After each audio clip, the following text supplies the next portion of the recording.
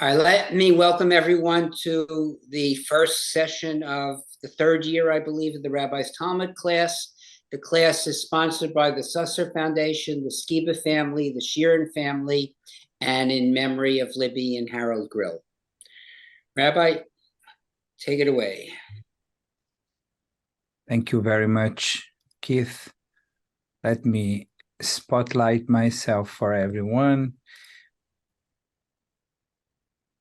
And I wish I would not be here talking about this theme, at least not with connection with in connection with something that is actually happening now in Israel, and it's making us so preoccupied and so sad.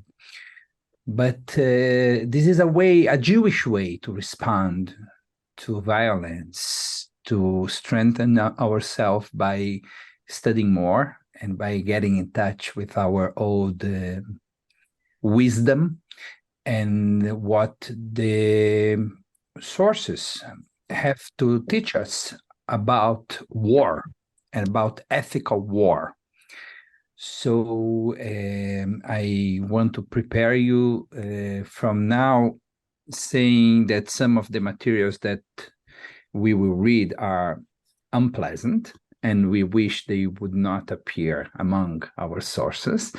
And we will talk together about how to deal with unpleasant and difficult texts.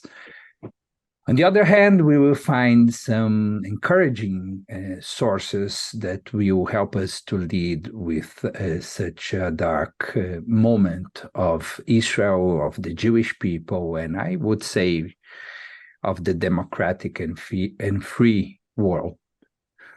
I would like to start with a thought-provoking text from the Talmud, and I will share my screen with you in order to start reading.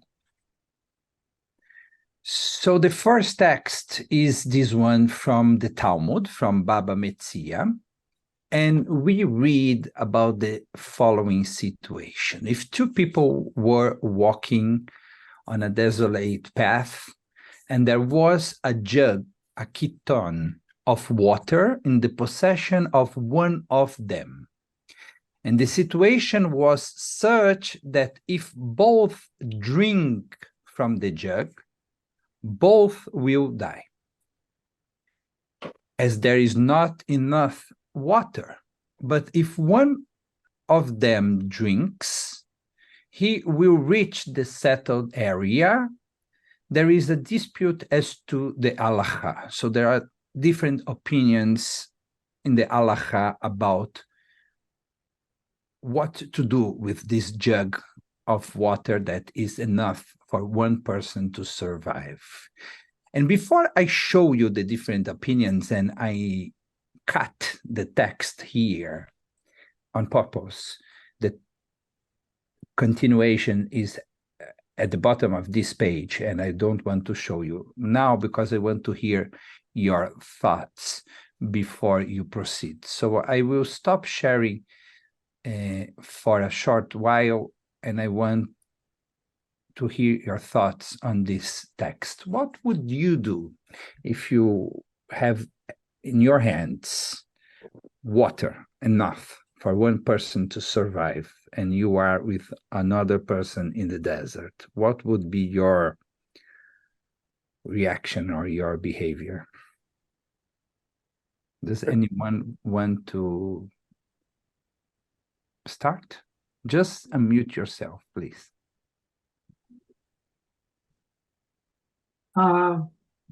It's Yossi. Yes, Yossi, please. I will simply share the water. You would share the water? Yes. Okay, so you would drink half jug and Yes. and give the other half for the person by your side, even with the knowledge that none of you would survive. Well, the knowledge is that there is not enough water to survive. Right. But my feeling is two brains better than one in order to survive. Okay.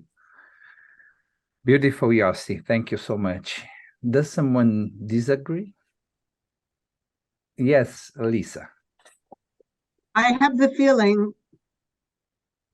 that should I be in that situation, it would probably depend on who the other person was. If it were Okay. very clear that only one person could survive, but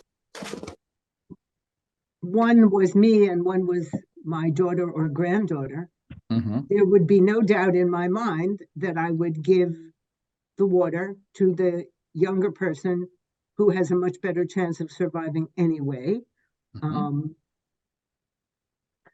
But if it were someone I didn't know or who I felt was in some way an equal, then I have a feeling I might fight for that water. So we have here a situation in which, according to Yossi, the water should be split into the two people, and Lisa thinks that it depends on who is the second person. Depending on who is the second person, the water would be given to the other person or kept, right? Yes. Yes. Any additional thoughts, Sandy?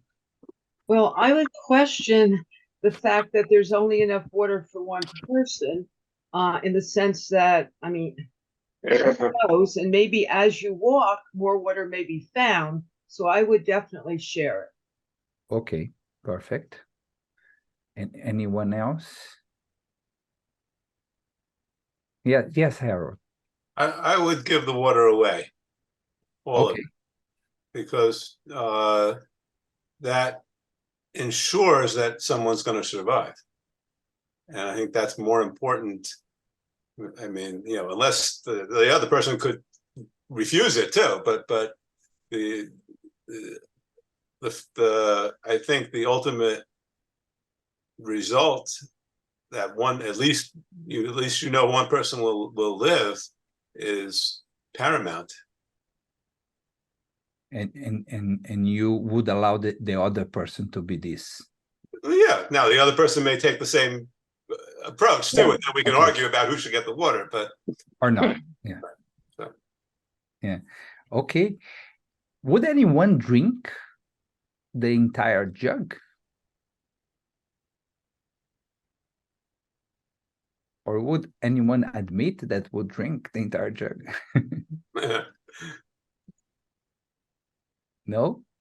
Okay. So let's go back to the text and see what are the two opinions that the Talmud brings. And apparently one of them is the winning opinion, or the opinion that prevailed. Let me share with you again. And it's hidden on the bottom of my page because I didn't want you to see it before. It's here. So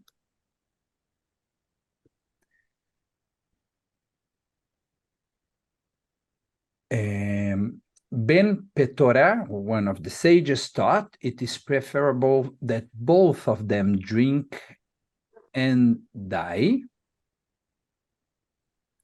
and let neither one of them see the death of the other. Oh, it means Yossi's solution, right? This was the accepted opinion until Rabbi Akiva came and taught that the verse states, "And your brother shall live with you," indicating that your life takes precedence over the life of the other. So Rabbi Akiva reads the verse, "And your brother shall live with you," meaning that your brother will live after you, meaning your brother will live once you assure your existence.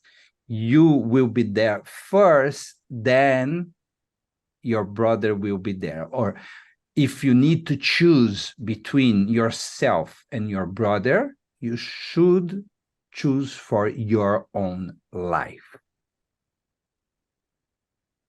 This is more or less the airplane logic when you put your mask before helping the other. So your first responsibility is with your own survival. And then if you are able, you extend your hand to the other. So I understand that this is not exactly the answer that most of you chose or would like to see here, but Talmud says that it's not saying that you should not try to protect the others, but if you see yourself in a situation in which it's your life or the life of the other, you have the right, and maybe more than the right, the obligation to choose for your own life. Let me share with you the next text. Rabbi? Yes, please. But that doesn't, to me, that doesn't resolve the issue at all. Why? Well, how can both of those people operate out of the same rule? It's not possible. No, but in this case, the water is in the hand of one of them. Oh, so because you are the person with the jug. This is the exercise. You have the jug. The other person is sleeping. You have the jug. Would you wake him up or her up and split with the knowledge that none of you will survive? Or are you drinking from the jug and assuring your survival? This is the exercise. Well, but still, yeah, okay. But still, I don't get why it should be the one who happened to have the jug gets to live and the other one doesn't. You could just as easily make an argument that the one who doesn't have the jug should be given the jug, and it's the same result. Yeah, one of them lives and one dies. Right. But the question is, if the decision is in your hand to choose between your own life and someone else's life, Judaism requires you to protect yourself first. Oh, I see what. Without their input, Harold. Pardon? Without the other person's input. So you're assuming like someone's got to like almost get into an argument, but what the rabbi is saying is the other person, it's without the other person's input. Right. No, it doesn't say that, so that's why. Yeah. Yeah. I mean, if that's the case, then yeah. But even so, I'd still argue that absent of any other information, why should one survive? Why should person A survive and person B not survive just because they happen to be carrying the jug? Just because, according to Judaism, you need to protect yourself before protecting the others. And in some situations, in some limit situations like this one, and this is all theory, it means allowing someone to die or determining that someone will die in order for you to survive. More than specific situation in the desert, Harold, the idea behind is, the message behind is a strong message and a difficult one, but your life takes precedence over the life of the other. This is what the text is saying. Rabbi, that's what you were talking about with the airplane situation. Well, the airplane's a different thing. You put your oxygen on first, otherwise you're both going to die. That's because the children aren't necessarily adept at doing it. I agree with that, Harold, but I think that's where he's trying to come from. I don't think that's what it's saying. Not sure. Well, Rabbi used that example. I know, but it's not it's not the best. I agree there. Comparison. In the airplane, actually, there is a hope that you will take care of yourself and you will take care of the other. We will save the child. So Lisa, too. would you drink the water and have your granddaughter die? Well, that's what I said. Depending on certain Circumstances. on certain relationships, I would never drink the water. But in some cases, I would drink the water. Clearly, I'm a casuist. I don't have an overarching principle. It depends on the situation. But of course, I'd give the water to my granddaughter. But not to a stranger. Not to a stranger. Well, no, not to a stranger. And not for to an enemy, for sure. Oh, no. And what if the granddaughter was kind of young? It's a different problem too, because the granddaughter might not be able to go the distance. Oh, come on, Marty, we're splitting hairs here. No, I agree with My you. granddaughter I is agree with so you. stubborn. She could go anywhere. So I am lowering your hand, Marty, just for us to move on, because we have several texts to read together, and they are all, in my opinion, important and interesting. This is a distinction that I want to bring to you, and I bring it from an article in the New York Times called Israel, Gaza, and the Laws of War. The law governing when states can use military force is known as jus ad bellum, a Latin term that refers to the law regulating the use of force internationally. So this is the law governing when states can use military force, when you are allowed to go to war. In which situation you can go to war. Today, this law is very strict, essentially forbidding states to use force against each other, except in self-defense. So according to this international law, you would go to war to defend yourself only. So, but regardless of whether there are legitimate grounds to use force, all parties to the conflict are still expected to follow the humanitarian laws governing the conduct of the war itself, known as jus in bello, law regulating the conduct of hostilities. So the first law is whether you go or not to war.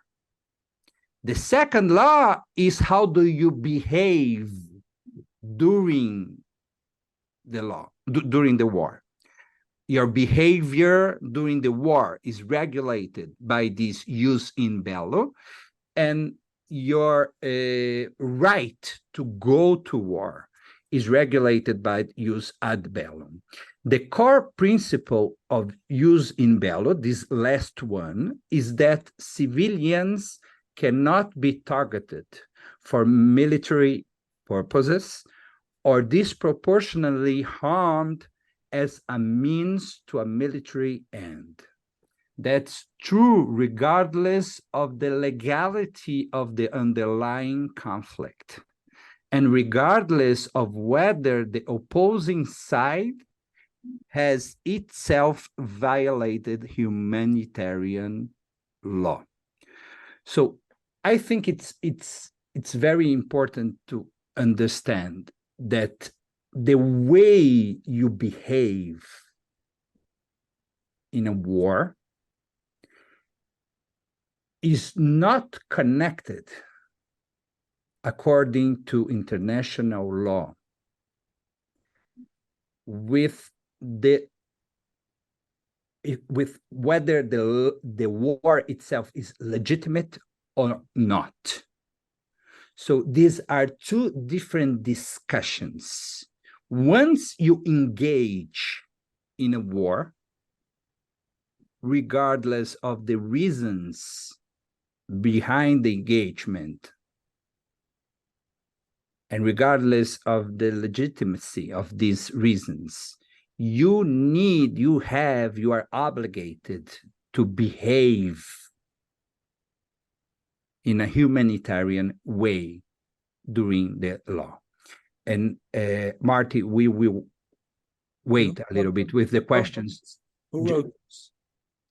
We will wait a little bit with the questions just because we want to advance here a little bit more.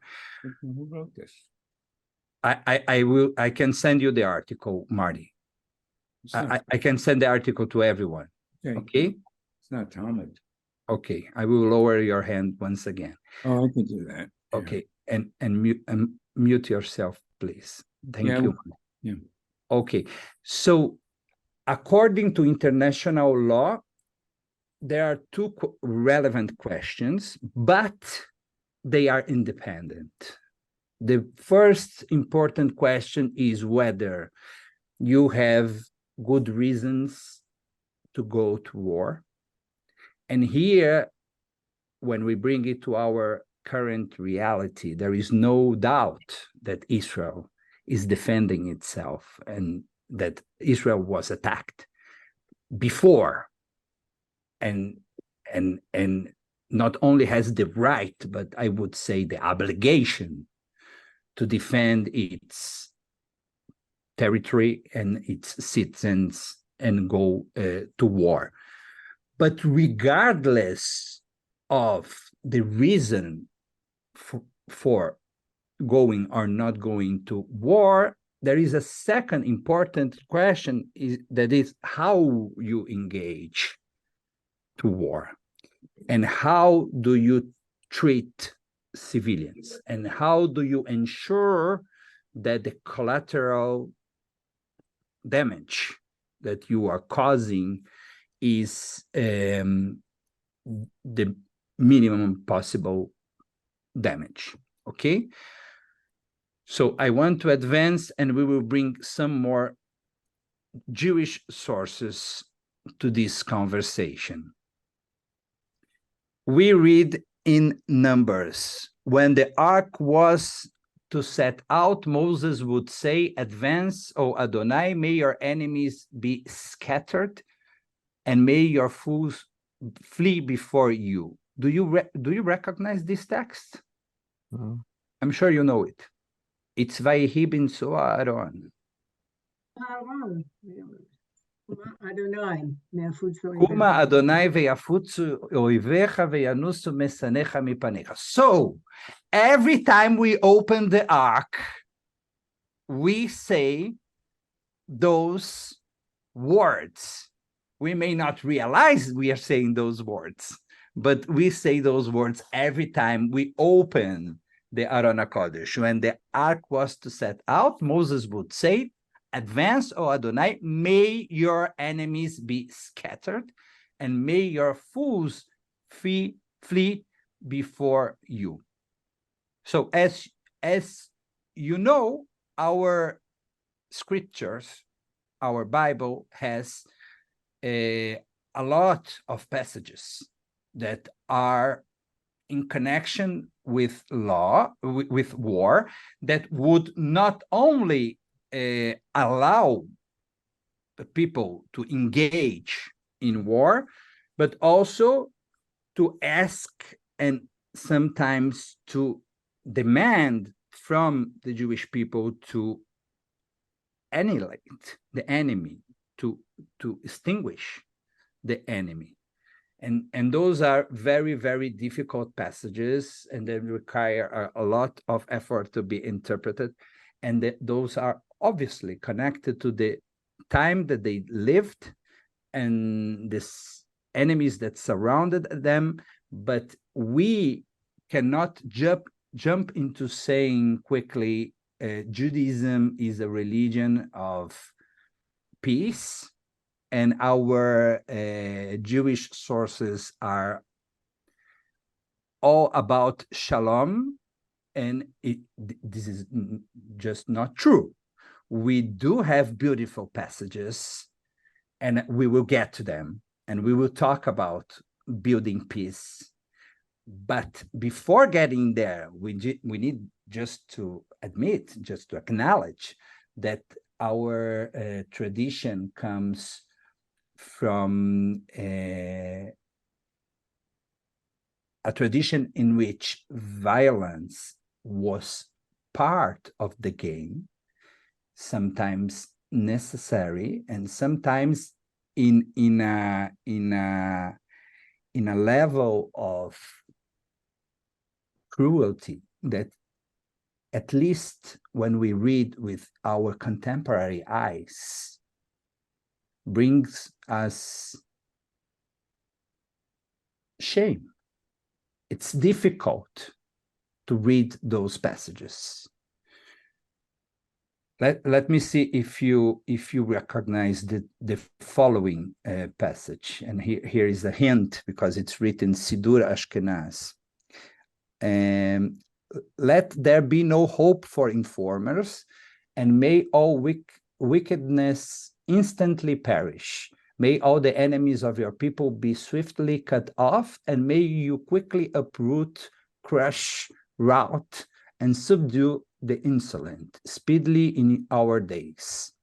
Baruch atah Hashem, crusher of enemies and subduer of the insolent.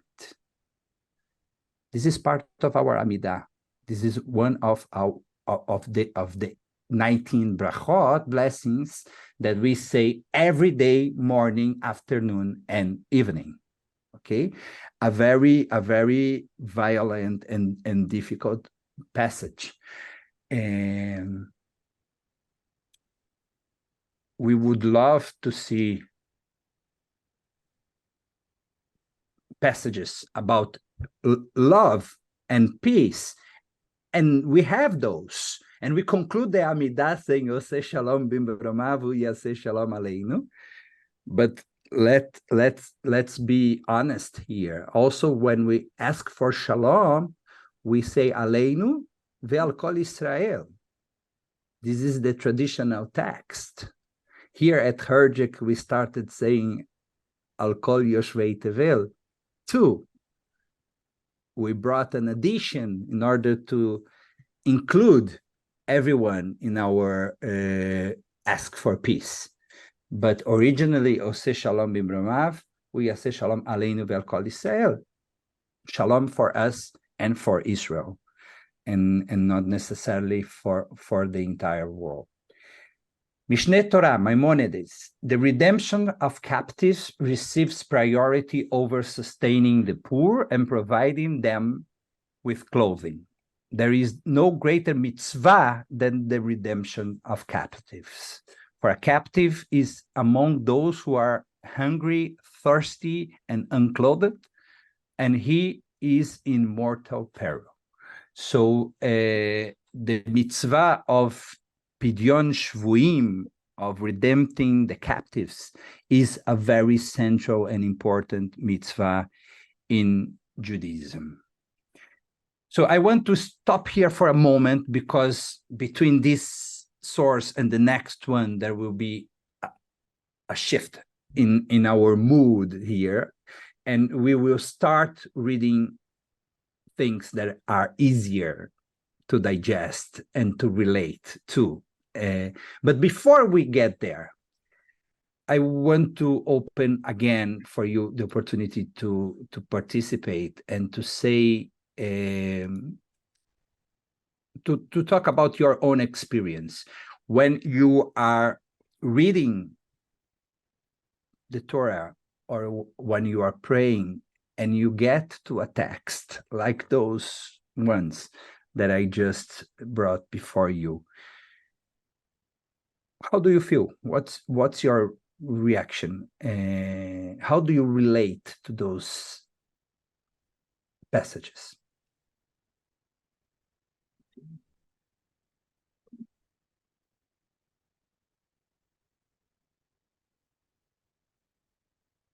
Yes, Judith. I wanted to go back to the New York Times article. Is that okay? It's totally fine. Do you want me to project it again? No, it's okay. I had read the article when it came out a few days ago, and it really upset me. I've felt very torn, these past 2 weeks with what's happening in Gaza.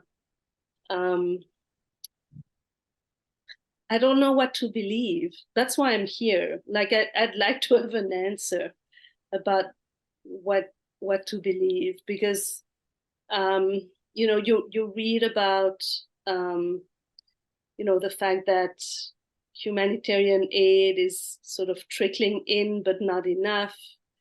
And then there's a call for a ceasefire. There's a call for stalling the ground invasion. I'd like to know like what's the thing to do. I don't know. I don't know if there's an answer, but I kind of wanted to hear what you had to say about that. Thank you, Judith, for sharing. And I think we are all suffering with you for very, very similar reasons. And the idea of this meeting, and as I promised before, we are getting to better sources, is to try to give us inspiration and energy to keep on going. I don't think we will get to answers, but we can be assured by our sources that what we are living now is not new, in terms of Jews had to deal with being attacked and to defend themselves for generations. And the questions we are asking ourselves were asked in the past. So it would be foolish not to at least get in touch with this knowledge and try to draw some inspiration from the sources. So we will advance now a little bit, unless someone wants still to react on the ones we just saw. Yes, Marty. Very quick. The first thing you asked about, what are our thoughts when we read these? I must confess, and I would imagine many of us read it in Hebrew. We know it by heart. And we probably very rarely, if ever, have read the English, or maybe we haven't. It didn't mean anything at the time as much as now, of course. And then I agree with Judith, this article from the Times. I mean, I haven't read it. I saw what you showed. It was very disturbing, to say the least. I mean, I had asked you who wrote this and what's this, what we saw from the Times article. That's all. Okay. Thank you, Marty. And we will continue now with the texts, and we will have more opportunity to react soon. Let me share with you some more sources. So Deuteronomy 20 says, when you approach a town to attack it, you shall offer it terms of peace. So before attacking, according to Jewish law, according to Judaism, according to the Torah, we should give an opportunity for peace. It's clear that the current situation is very complex in Israel, and as far as they keep 200 Israelis hostages in Gaza, a peace talk is not possible.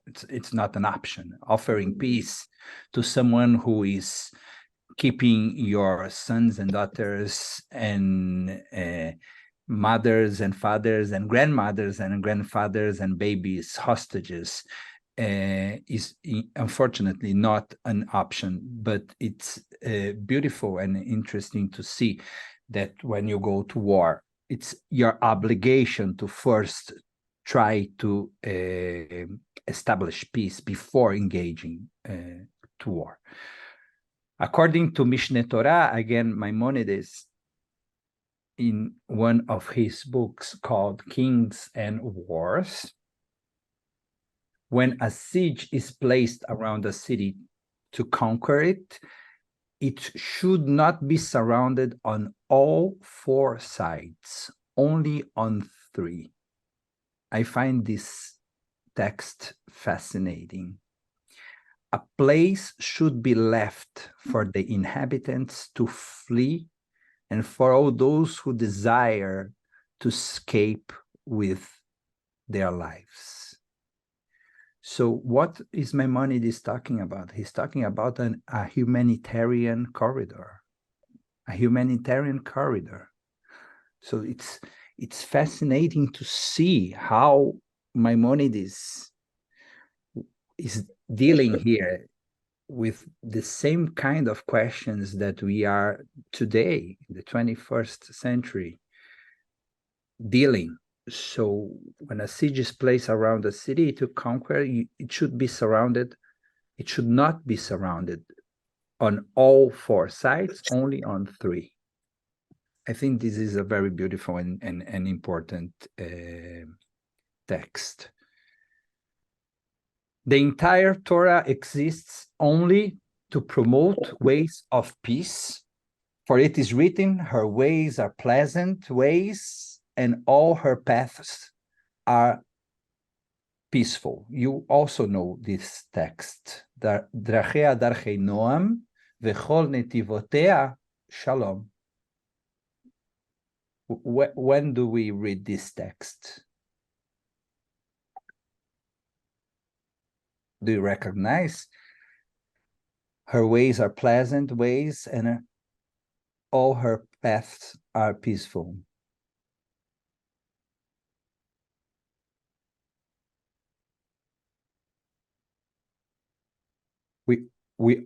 We also yes, Keith? Well, and we return the Torah to the right, when we return the Torah. So we start talking about war. The Torah service prepares us for the war in the beginning, the very beginning, when you open the ark. And when you close the ark, you are promoting peace. Her ways are pleasant ways, and all her paths are peaceful. All that was written in the Torah was written for the sake of peace, according to Tanhuma, to an important book of Midrash. And although wars are written about in Torah, even they were written off for the sake of peace. So this is a beautiful and positive interpretation. Not easy to buy, not very easy to buy, but at least it's beautiful to see that some sages tried to interpret the entire Torah as a book of peace, and see that even the passages of war are meant to eventually lead to peace. I have only one poem that I want to show you from Yehuda Michai, and this is the last text. But before we read the poem, we still have an additional opportunity to share our thoughts and to talk. So I will stop sharing once again and allow you to say what you were thinking, and this is an opportunity for you to come together as a congregation, an additional opportunity, as we came here for that Kabbalat Shabbat, and I think that was an important gathering. we are here again as a congregation. We are all going through difficult times.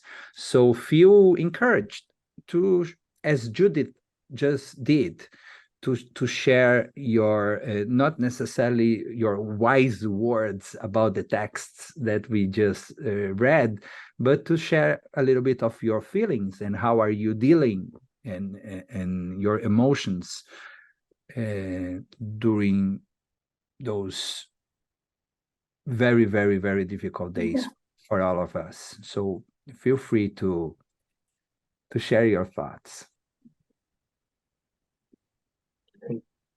Well, Yes, Steve. I think what makes it even more complicated is not only just did the terrorists take hostages, but they don't even let, when there's war, they don't even let, they use their own citizens as shields. I mean, I don't think that international law just covers that the situations like that. I think it was written when more conventional war, when if people are fighting each other, that their military forces, they're wearing uniforms. I mean, even the Nazis did that. Yeah, I mean, this is just a completely different situation. And I think that there's just what they want, they just want complete eradication of the Jewish state, period. No two-state solution. You know, we some, I think maybe too many Westerners are looking at the situation through rose-colored lenses. They're trying to look at it through their own prism, not looking at their prism. Okay, what I find very important, and I want to hear what Roberta has to say, Stephen, is that when we say they, we must be very, very clear here. This is not a war between Jews and Muslims. This is not a war, not even a war between Jews and Palestinians. We are talking about we are talking about a war between Israel and Hamas. Yes, the Palestinian leadership. Yes, Hamas. Yeah. Or this specific Palestinian leadership, because they have several. But this the Gaza leadership, Hamas is the enemy. And yes, just as Al-Fatah was. Okay, Roberta, please.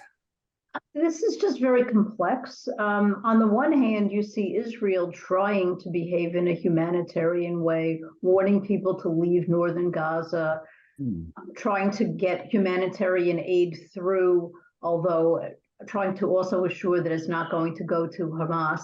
Yes. On the other hand, you see laws of war, international norms, which are only being observed by one side. I mean, this was started by people who were not observing, trying to protect civilians. They went after civilians.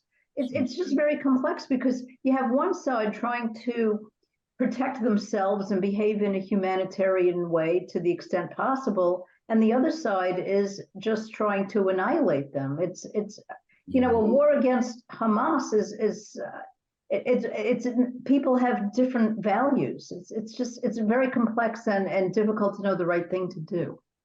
Roberta, you are absolutely right. And according to international law, you need to behave in an ethical way, regardless of the behavior of your enemy, which is very difficult. Which is very, very difficult. But international law doesn't want the misbehavior of your enemy be an excuse for your own misbehavior. So it's very difficult. It's very complicated.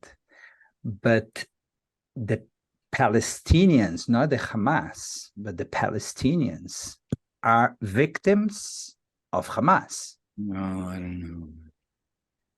No, you say that. You, Marty, I am muting yourself. Okay, you are muted. The Palestinians are... You said that. No, Marty, no, not now. There is a cue. The Palestinians are victims of Hamas. this is my opinion, and you may agree or disagree, obviously, with everything that I'm saying.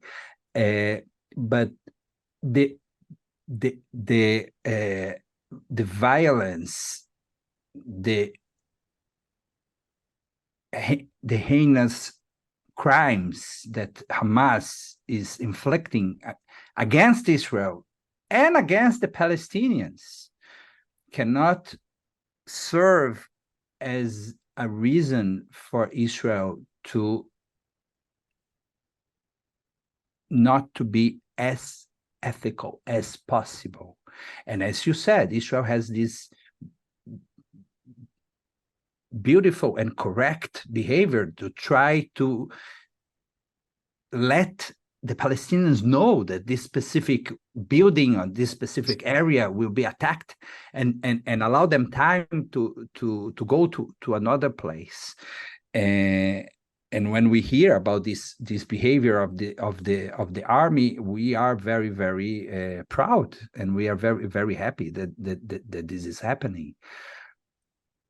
But we know that it's not happening all the time, and it's very complicated.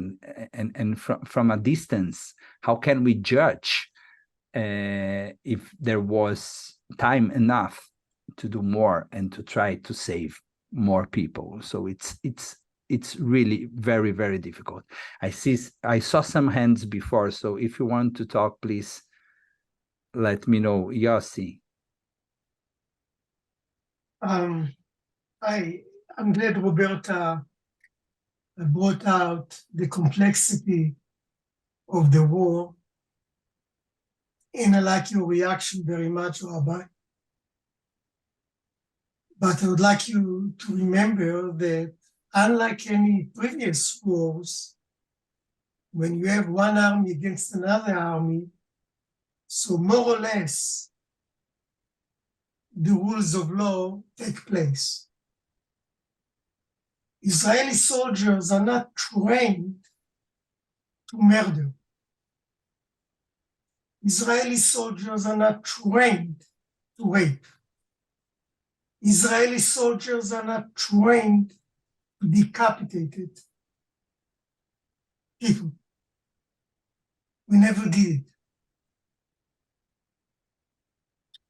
The wars that we waged against Hamas previously, we tried to save life by not hitting targets. The situation now are different. The gloves are off. They're really lucky that the Israeli generals have common sense. Because to be honest with you, the reaction that I had in my guts and the reaction of my family in Israel, who are in the reserve, is to go there and destroy everything, no matter what. Like the Russians are doing in everywhere, and nobody says anything. Or the Chinese, for that reason. Nobody says anything. They destroy cities and countries without any, nobody talks about morality. The Arabs are doing to themselves too, in the same way. And nobody says anything. So, Rabbi, I'm not disputing your ideas. Your ideas are very good. But as Roberta said, it's very complex. I think Jews, especially Israelis, are not taught to give the other cheek. We are not going to say peace to Tevel, for the simple reason that we need to survive. The Palestinians are attacking civilian population with the rockets constantly. I think we are making the biggest mistake we made The biggest, we fell asleep. Yes. This is number one. Israelis cannot fall asleep. When they fall asleep, we are being murdered. With the Palestinian, not only Hamas, there's quite a lot of evidence that the Palestinian parents supported these activities. But I don't want to go back in history. They started already 100 years ago with murder. I like very much the prayer that says that we need to fight. I agree with you, Rabbi, that humanitarian corridor has to take place. But Rabbi, not at the cost of Israeli civilians, not at the cost of the hostages. We cannot have it, Rabbi. The moment you show them that you are peaceful and weak, look what they did. Those kibbutzim, 22 of them, were the most beautiful areas that they developed in the desert. Beautiful. They went against a senior citizen, Rabbi. How can we give him humanitarian access? They killed people my age and older. It's disgusting. Pure disgusting. And you know what is disgusting more, Rabbi? And this is where I'm a little bit bewildered. To be honest, I don't care about them. In my eyes, they're gone. We'll get rid of them. But what bothers me is that the so-called Western society didn't stand and demonstrate in Manhattan when the Russian murdered people. Nothing, not one sound. But the moment Israel lifts her head, everybody says, it's terrible. We lost our moral code. This is what I don't understand, Rabbi. This is where is my confusion. And you know what? I'll never say, at least as an individual, I will not talk about peace. I only will talk about peace after we finish with them. Thank you. This is my point of view.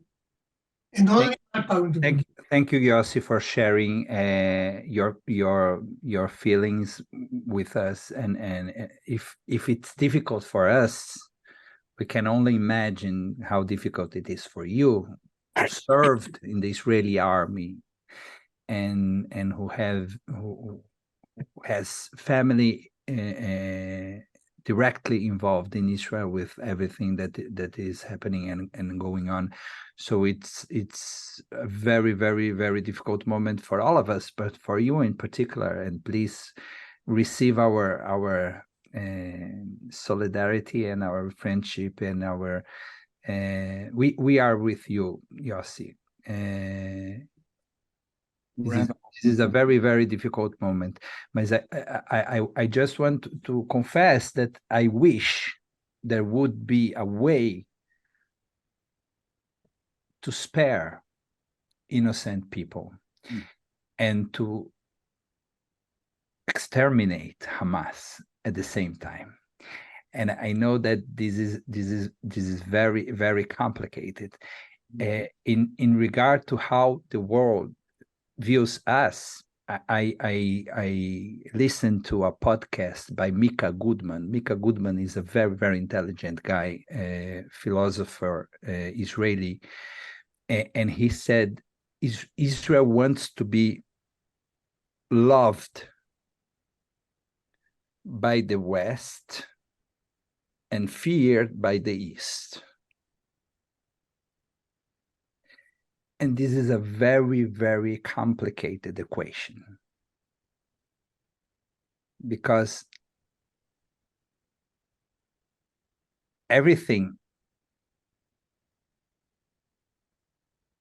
that Israel does to be loved, Israel becomes a little bit less feared. And everything that Israel does in order to be feared, Israel becomes less loved. And this is a very, very, very complicated and maybe impossible equation. Yes, Greg. Yeah, hi. I'd just like to say a couple of things. Okay. I think the West, in quotation marks, has really lost its moral compass. Okay. I think the UN, excuse me, the UN has lost its moral compass. I don't know if you heard what the UN president said, and the Israeli ambassador called upon him to resign, etc.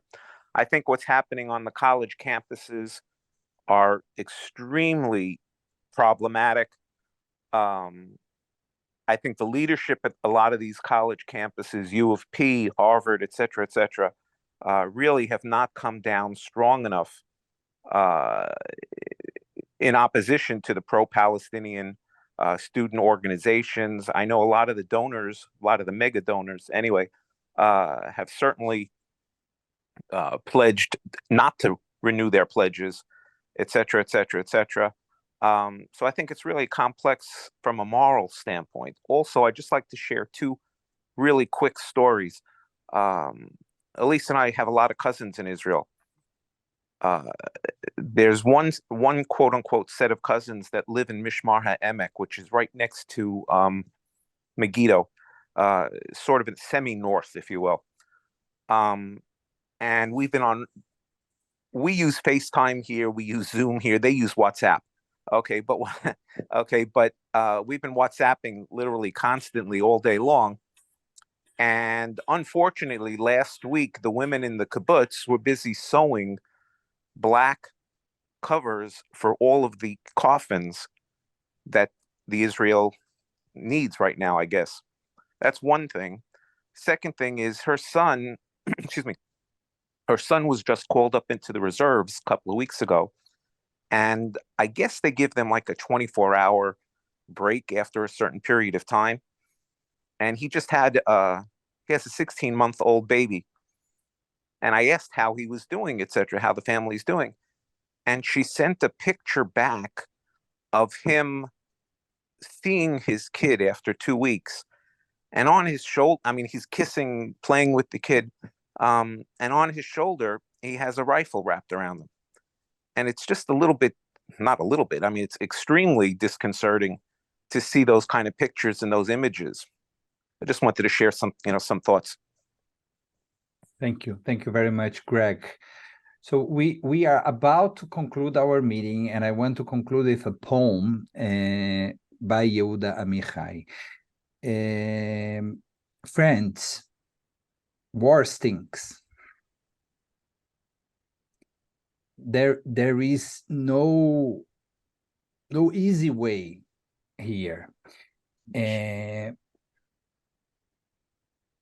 But for me personally, it's very important to keep on believing that the Israeli army, as Yossi said, is an ethical army. And the Israeli army does its best to avoid the death of innocent people. Collateral deaths exist in every war, and it will exist here too. But I want to keep on believing that the Israeli army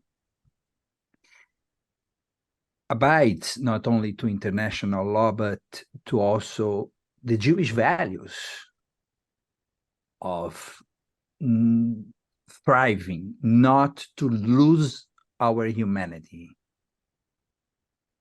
even in face of the evil of the terror. And if there was a magical way, I know it doesn't exist, but if there was a magical way to deal with Hamas, and not to kill innocent people. I wish it would be the Israeli army's will to achieve this impossible goal, which we know is impossible. But I want to keep on believing, and I agree with Yossi 100% from everything I know about the Israeli army. The Israeli soldiers are trained to protect people. It's an army of defense. Tzva Hagana Israel. It's an army of defense. It's not an army of attack. And what Israel is doing now is defending itself. We must remember, Israel did not initiate this war.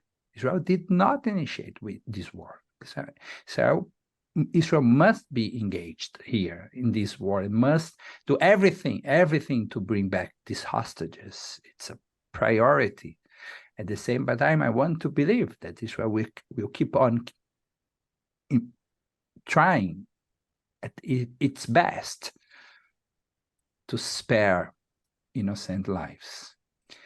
I need just one last volunteer to read a poem. Lisa, thank you, from Yehuda Amichai. I volunteer because I have taught this poem so many times. Oh, beautiful. Students love this poem, and we always conclude by saying, the people who understand the meaning of this poem are not the people who start the wars. Right. You are, all right. You are absolutely right. Yes, please. It's a beautiful poem, by the way. You can actually draw it. It's visual. But okay, the diameter of the bomb by Yehuda Amichai. The diameter of the bomb was 30 centimeters, and the diameter of its effective range about 7 meters, with 4 dead and 11 wounded. And around these, in a larger circle of pain and time, 2 hospitals are scattered and 1 graveyard. But the young woman who was buried in the city she came from, at a distance of more than 100 kilometers, enlarges the circle considerably. And the solitary man mourning her death at the distant shores of a country far across the sea includes the entire world in the circle. And I won't even mention the crying of orphans that reaches up to the throne of God and beyond, making a circle with no end and no God. Hi. Thank you, Lisa. Thank you, everyone.